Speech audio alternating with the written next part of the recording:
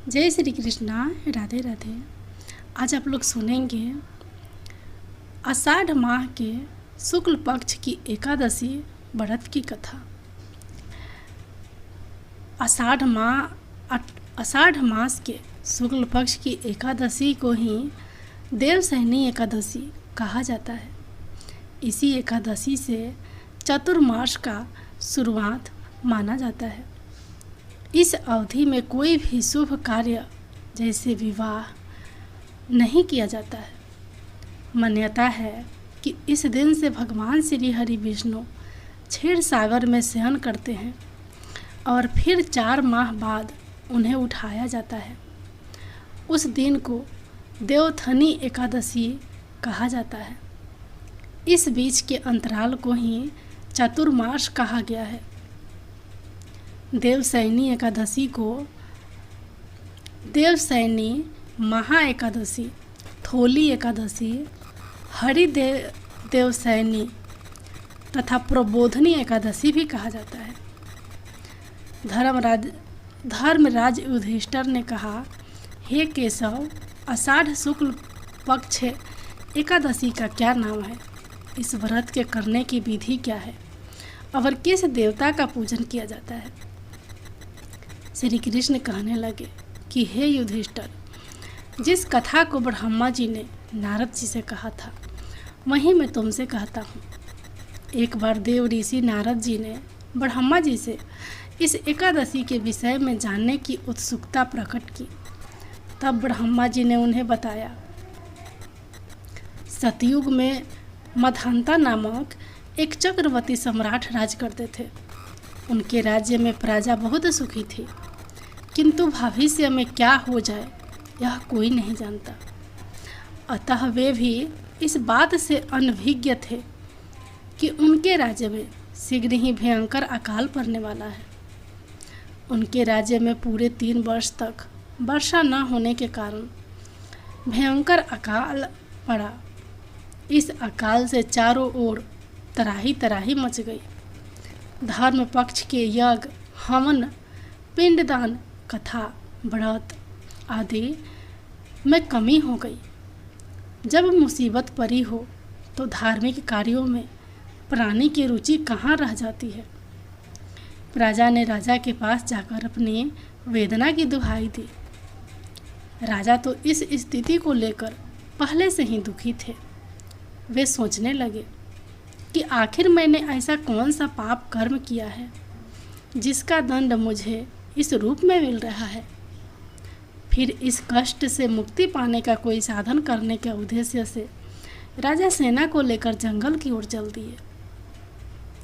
वहाँ विचरण करते करते एक दिन वे ब्रह्मा जी के पुत्र अंगिरा ऋषि के आश्रम में पहुँचे और उन्हें प्रणाम किया। ऋषिवर ने 80 वर्षोपरांत कुशल क्षेम पूछा। फिर जंगल में विचरने व अपने आश्रम में आने का प्रयोजन जानना चाहा। तब राजा ने हाथ जोड़कर कहा, महात्मन, सभी प्रकार से धर्म का पालन करता हुआ भी मैं अपने राज्य में दुर्भिक्ष का दृश्य देख रहा हूँ। आखिर किस कारण से ऐसा हो रहा है? कृपया इसका समाधान करें। यह सुनकर महर्षि अंगिरा ने कहा, हे राजन, सब युगों से उत्तम यह सतयुग है। इसमें छोटे से पाप का भी भयंकर दंड मिलता है। इसमें धर्म अपने चारों चरणों पे व्याप्त रहता है। ब्राह्मण के अतिरिक्त किसी अन्य जाति को तप करने का अधिकार नहीं है। जबकि आपके राज्य में एक शूद्र तपस्या कर रहा है। यही कारण है कि आपके राज्य में वर्षा नहीं हो रही है। जब तक वह काल को प्राप्त नहीं होगा तब तक यह दुर्भिक्ष शांत नहीं होगा। दुर्भिक्ष की शांति उसे मारने से ही संभव है। किंतु राजा का हृदय एक नरपराध शूद्र तपस्वी का समन करने को तैयार नहीं हुआ। उन्होंने कहा, हे देव, मैं उस निरपराध को मार दूं यह बात मेरा मन स्वीकार नहीं कर रहा है। कृपया करके आप कोई और उपाय बताएं। महर्षि अंगिरा ने बताया, आषाढ़ माह के शुक्ल पक्ष की एकादशी का व्रत करें। इस व्रत के प्रभाव से अवश्य ही वर्षा होगी। राजा अपने राज्य की राजधानी लौट आए और चारों वर्णों सहित एकादशी विधि पूर्वक व्रत किया। व्रत के प्रभाव से उनके राज्यों में मूसलाधार वर्षा हुई और पूरा राज्य धन धान्य से परिपूर्ण हो गया। 11 माता की कहानी। एक बार एक राज्य में एक राजा रहा करता था। राजा बहुत ही बुद्धिमान और बलशाली था। राजा सदैव अपनी प्रजा का बहुत अच्छे से ध्यान रखता था। प्रजा भी अपने राजा को बहुत पसंद करती थी। राजा की 2 बेटियां थीं। राजा अपनी दोनों बेटियों से बहुत प्रेम करता था। राजा की छोटी बेटी देखने में बहुत सुंदर और आकर्षण थी और राजा की बड़ी बेटी छोटी बेटी के मुकाबले थोड़ा कम सुंदर थी। राजा की छोटी बेटी 11 माता की पूजा करती थी और सभी लोग राजा की छोटी बेटी से बहुत प्रेम करते थे और बहुत प्रशंसा किया करते थे। राजा भी अपनी छोटी बेटी को बड़ी बेटी से अधिक प्रेम करता था, जिस कारण राजा की बड़ी बेटी को अपनी छोटी बहन से बहुत नफरत होने लगी थी। राजा की दोनों बेटियां जब बड़ी हो गई तब एक पड़ोस राज्य में रहने वाला राजकुमार राजा की बड़ी बेटी के लिए रिश्ता लेकर आया। लेकिन जैसे ही उस राजकुमार की नज़र राजा की छोटी बेटी पर पड़ी तो वह राजकुमार राजा की छोटी बेटी पर आकर्षण हो गया और उससे पहली नज़र में प्रेम कर बैठा। उस राजकुमार ने राजा की बड़ी बेटी के साथ विवाह करने से मना कर दिया और उसने राजा से कहा कि मैं आपकी छोटी बेटी से विवाह करना चाहता हूँ। जिसके बाद राजा की बड़ी बेटी यह देखकर अपनी छोटी बहन से बहुत क्रोधित हो गई और राजा की बड़ी बेटी ने अपनी छोटी बहन को अपना सबसे बड़ा दुश्मन मान लिया। राजा की बड़ी बेटी ने अपनी छोटी बहन से बदला लेने का निर्णय लिया, जिसके लिए उसने अपनी छोटी बहन को जान से मारने का प्लान बनाया। राजा की बड़ी बेटी ने अपनी छोटी बहन को मारने के लिए सबसे पहले एक लड्डू में जहर मिलाकर अपनी छोटी बहन को दे दिया और उसको लड्डू खाने के लिए कहा। लेकिन लड्डू खाने के बाद भी छोटी बहन को कुछ नहीं हुआ। बड़ी बहन यह देखकर बहुत आश्चर्यचकित हो गई, लेकिन बड़ी बहन ने हार नहीं मानी और उसने जब रात में छोटी बहन अपने कमरे में सो रही थी तब एक मटके में सांप रखकर उसके कमरे में छोड़ दिया। लेकिन सांप भी छोटी बहन का कुछ नहीं कर पाया। जिसके बाद बड़ी बहन ने अपनी छोटी बहन से कहा कि चलो हम लोग कुएं से पानी भर कर लाते हैं। जिसके लिए वह अपनी छोटी बहन को पानी भरने के बहाने कुएं के पास ले गई और उसने अपनी छोटी बहन को कुएं में धक्का दे दिया। लेकिन छोटी बहन को तब भी कुछ नहीं हुआ, क्योंकि हर बार 11 माता उसकी रक्षा कर रही थी और उधर बड़ी बहन अपने सारे प्रयासों के बाद असफल हो रही थी, जिससे वह बहुत क्रोधित होती जा रही थी। फिर उसने अपनी छोटी बहन के पास जाकर उससे खुद ही पूछा कि मेरी छोटी बहन, तुमको पता है भगवान ने सबकी मृत्यु एक निश्चित समय पर लिखी हुई है और कैसे तुम्हारी मृत्यु होगी, क्या यह तुम जानते हो? तब छोटी बहन ने अपनी बड़ी बहन को बताया कि हाँ, मैं तो जानती हूँ मेरी मृत्यु कैसी होगी। छोटी बहन से यह सुनकर बड़ी बहन मन ही मन बहुत प्रसन्न होने लगी और उसने अपनी छोटी बहन से कहा कि तो मुझे अपनी मृत्यु का राज बताओ। छोटी बहन ने अपनी बड़ी बहन से कहा कि मेरी मृत्यु तो एक तोते में है। जो तोते के गले में एक हार है, उससे मेरी मृत्यु होगी। जब तक कोई भी व्यक्ति तोते को मारकर वह हार अपने गले में पहनेगा तो मैं मूर्छित हो जाऊंगी, और जैसे ही उस हार को अपने गले से उतारेगा तो मैं वापस से जीवित हो जाऊंगी। अपनी छोटी बहन की मृत्यु का राज जानकर बड़ी बहन बहुत खुश हो गई, और उसने अपनी छोटी बहन को मारने के लिए उसके पालतू तोते को ढूंढना शुरू कर दिया। और छोटी बहन को इस बात का आभास हो गया था कि कोई उसकी जान लेना चाहता है, जिसके लिए वह अपने पिताजी के पास गई और उसने अपने पिताजी से कहा कि पिताजी, मेरी मृत्यु के बाद आप मुझे जलाइएगा मत, बल्कि आप मुझे अपनी पुरानी वाली हवेली में एक पलंग में लिटाकर छोड़ दीजिएगा। अपनी छोटी लड़की की यह बात सुनकर राजा बहुत आश्चर्यचकित हो गए। राजा ने अपनी छोटी बेटी से पूछा, बेटी, तुम ये क्या कह रही हो? तब राजा की छोटी बेटी ने बताया, पिताजी, समय किसी के लिए नहीं रुका है, कब क्या हो जाए किसी को कुछ पता नहीं है। और फिर राजा ने अपनी छोटी बेटी से कहा कि तुम ऐसी बातें क्यों कर रही हो? 2-3 दिन में तो तुम्हारा विवाह है। लेकिन छोटी बेटी ने अपने पिताजी को ऐसा करने पर मजबूर कर दिया और उनसे वचन ले लिया। राजा ने भी अपनी छोटी बेटी की बात स्वीकार कर ली। और 2-3 दिनों के बाद जब शादी का समय आया तब राजकुमार बारात लेकर राजा के घर आया, और राजकुमार और राजा की छोटी बेटी का विवाह शुरू हो गया। जैसे ही राजा की छोटी बेटी राजकुमार के साथ फेरे लेना शुरू करती है तो उसकी बड़ी बहन अपनी छोटी बहन के कमरे में जाकर उसके तोते को पकड़ लेती है और उसको जान से मार देती है। तोते की गले में जो हार था उसको अपने गले में धारण कर लेती है। जैसे ही बड़ी बहन उस हार को अपने गले में धारण करती है तो उधर छोटी बहन 3.5 ही फेरे ले पाती है और वहीं पर बेहोश होकर गिर जाती है। जिसके बाद राजा ने बड़े बड़े दर्द हाकिमों को बुलवाया और अपनी छोटी बेटी का इलाज करने के लिए कहा। राजा की बात सुनकर वैद्य ने छोटी बेटी को जब चेक किया तो राजा को बताया कि आपकी छोटी बेटी ना तो जीवित है और ना ही मरी हुई है। यह मैं ऐसा पहली बार देख रहा हूँ।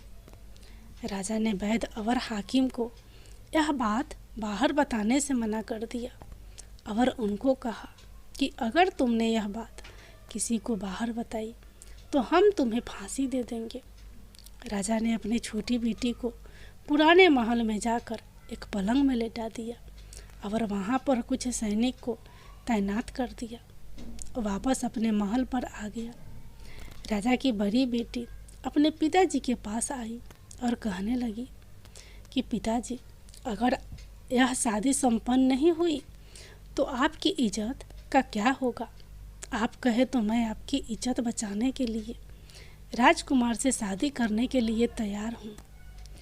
जिसके बाद राजा ने अपने बड़ी बेटी की बात मान ली और राजा ने बड़ी बेटी को छोटी बेटी के कपड़े पहनाकर मंडप पर भेज दिया।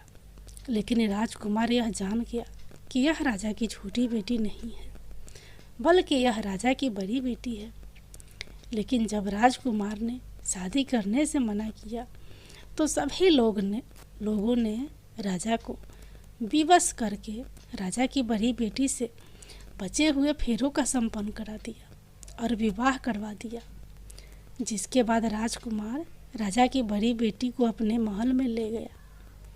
राजकुमार राजा की बड़ी बेटी से ना तो बात करता था, ना ही उसको पसंद करता था और ना ही उसके आसपास भटकता था।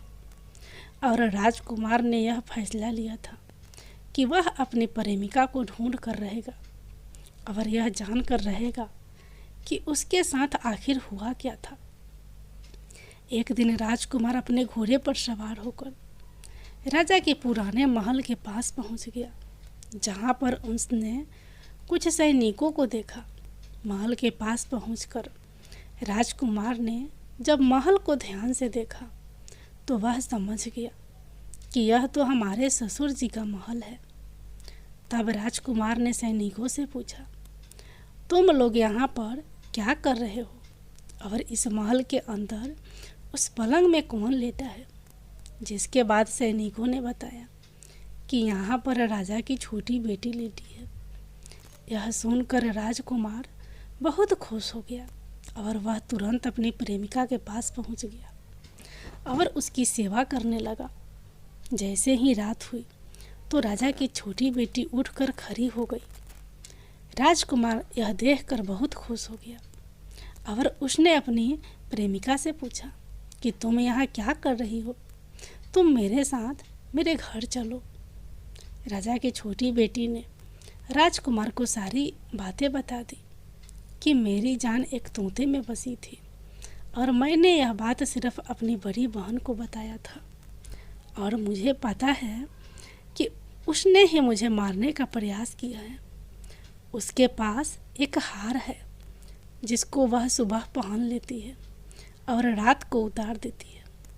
जब तक वह हार को पहनने ले रहती है तब तक मैं मूर्छित रहती हूँ और जैसे ही वह हार को उतार देती है तो मैं जीवित हो जाती हूँ और जब तक मेरी बड़ी बहन के पास वह हार है तब तक मैं ऐसे ही जीवित और मूर्छित होती रहूँगी। अगर मेरी बड़ी बहन के पास जो हार है वह मेरे हाथ में लग जाए तो मैं हमेशा के लिए जीवित हो जाऊँगी।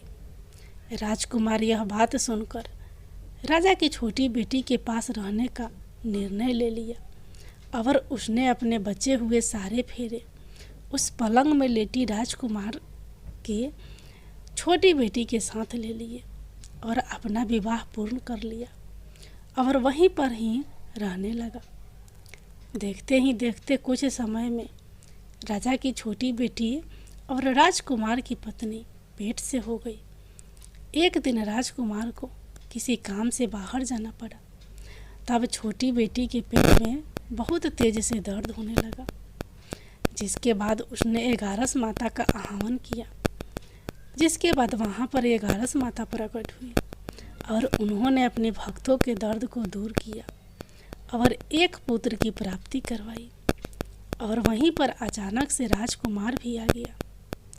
राजकुमार ने 11 माता को देखा तो वह आश्चर्यचकित हो गया और उसने तुरंत माता को प्रणाम किया और 11 माता ने राजकुमार से कहा कि जब तुम्हारा पुत्र 5 वर्ष का हो जाए तो तुम अपनी पत्नी का हार लाकर इसके गले में डाल देना।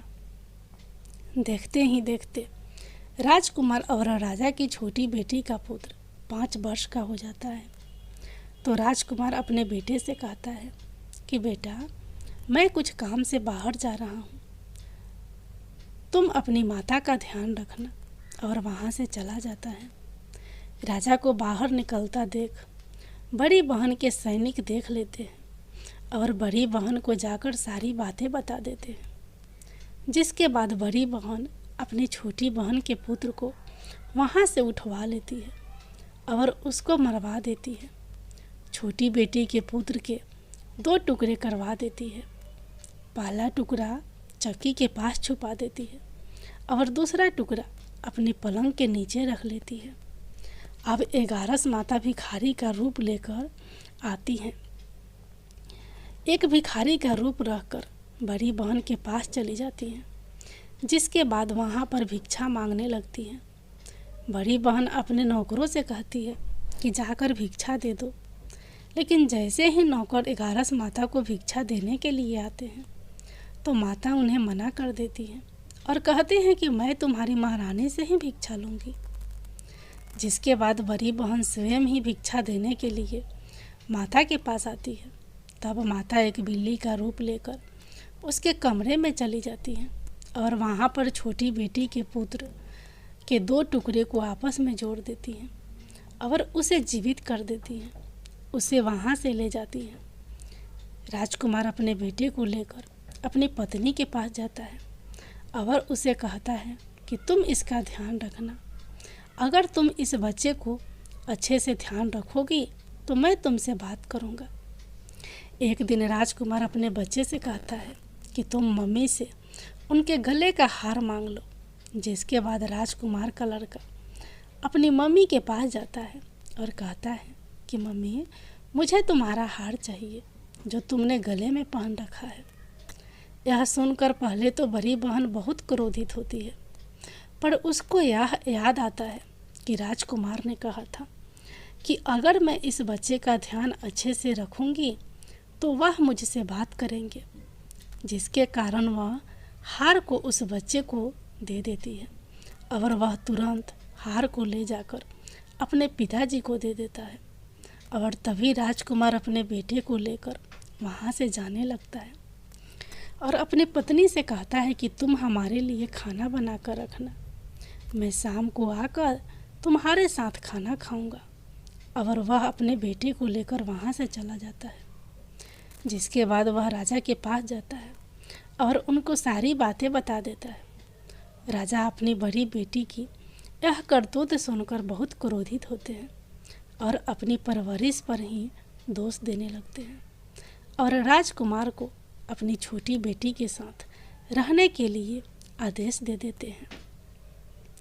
11 माता की जय।